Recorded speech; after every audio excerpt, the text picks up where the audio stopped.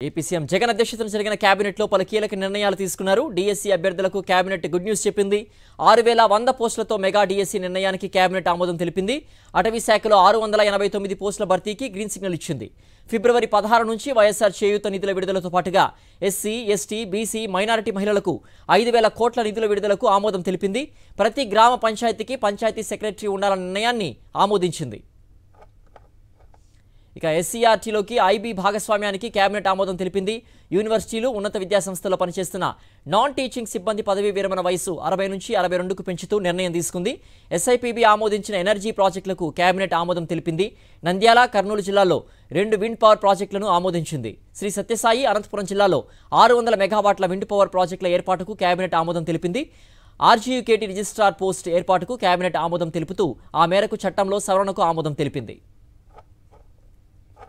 DSC notification ద్వారా 6100 పోస్టుల భర్తీకి కేబినెట్ ఆమోదించినట్లుగా మంత్రి చెల్లుబోయిన వెల్లడించారు. అటవీ శాఖలో 689 ఉద్యోగాల భర్తీకి మంత్రివర్గం గ్రీన్ సిగ్నల్ ఇచ్చినట్లుగా మంత్రి తెలిపారు. అలాగే సుమారు 20,000 కోట్ల రూపాయలతో రాయలసీమలో ఏర్పాటు చేయనున్న సోలార్, విండ్ పవర్ ప్రాజెక్టులకు కేబినెట్ ఆమోదం తెలిపిందని వెల్లడించారు. రాష్ట్రంలో ఉపాధ్యాయ పోస్టులు భర్తీ చేయాలన్నటువంటి కీలక నిర్ణయానికి మంత్రిమండలి ఆమోదం తెలియజేసింది. డిఎస్సి 2024 ద్వారా రాష్ట్ర వ్యాప్తంగా పాఠశాల విద్యాశాఖ, గిరిజన సంక్షేమ శాఖ, సాంఘిక సంక్షేమ శాఖ, బీసీ సంక్షేమ శాఖ పరిధిలో ఉన్నటువంటి పాఠశాలల్లో 6100 పోస్టుల భర్తీకి మంత్రిమండలి ఆమోదం తెలియజేసింది. 2019 నుండి ఒక విద్యారంగంలోనే 14,219 పోస్టులు ఈ ప్రభుత్వం నియామకం చేసింది. దీనికి అర్హత 42 ఏళ్ళు, ఎస్సీ, ఎస్టీ, బీసీలకు ఇంకొక 5 సంవత్సరాలు వయోపరిమితిని సడలింపు ఇవ్వడం జరిగింది. తాజా నోటీస్ ద్వారా ఇంకొక 7,000 పోస్టుల్ని భర్తీ చేయబోతున్నాం.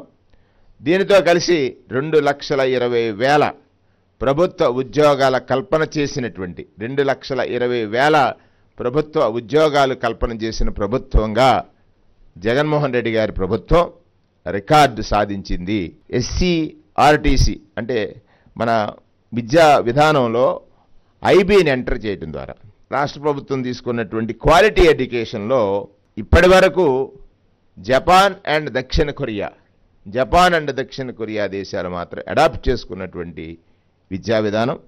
ఈ ఐబీ మన రాష్ట్రాన్ని ఎంపిక చేసుకుని రేపు 25లో ప్రారంభమైతే 1935 నాటికి వారు 10th +2 2 దేనికోసమనంటే ఈ క్వాలిటీ ఎడ్యుకేషన్ వల్ల ఇంటర్నేషనల్ స్టాండర్డ్స్ పెరిగి మన విద్యార్థులు అంటే అందని ద్రాక్షగా ఉన్నటువంటి ఈ ఐబీ విద్య అందుబాటులో ప్రభుత్వ పాఠశాలలకు తెచ్చినటువంటి ఘనత భారతదేశ చరిత్రలో అందని ద్రాక్షగా ఉన్నటువంటి ఐబీ ఎడ్యుకేషన్ని ప్రభుత్వ పాఠశాలల్లోకి అందుబాటులో తెచ్చినటువంటి ఘనత ముఖ్యమంత్రి జగన్మోహన్ రెడ్డి గారికి దక్కుతుందని మొత్తం యావత్ కేబినెట్ మంత్రివర్గం అంతా కూడా హర్షాతిరేకాలతో వారికి ధన్యవాదాలు తెలియజేసింది.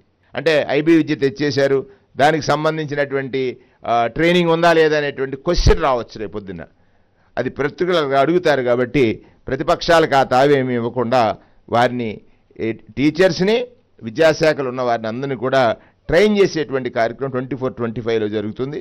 1500 మెగావాట్ల సామర్థ్యం గల సౌర విద్యుత్ ఉత్పత్తికి గ్రీన్కో ప్రైవేట్ లిమిటెడ్ కంపెనీకి మంత్రిమండలి ఆమోదం తెలియజేసింది. 3,350 మెగావాట్ల సోలార్ ప్రాజెక్టులను ఏర్పాటు చేయాలన్న JSW neo energy limited YSR జిల్లా చక్రాయపేట దగ్గర 400 మెగావాట్లు, సత్యసాయి జిల్లా ముదిగుబ్బల వద్ద 1,150 మెగావాట్లు, జలదుర్గం దగ్గర 2 విండ్ పవర్ ప్రాజెక్ట్ ఏర్పాటు చేయాలని జేఎస్డబ్ల్యూ నియో ఎనర్జీ లిమిటెడ్ 171.60 మెగావాట్ల విండ్ పవర్ ప్రాజెక్టుల ఏర్పాటుకు 1,280 కోట్ల పెట్టుబడి, ప్రత్యక్షంగా 200 మందికి ఉపాధి కలుగుతున్న దానికి మంత్రిమండలి ఆమోదం తెలియజేసింది. కర్నూలు జిల్లాలో అప్సరి వద్ద 200 మెగావాట్ల విండ్ పవర్ ప్రాజెక్టు ఏర్పాటు చేయనున్న Ecoren energy in India private limited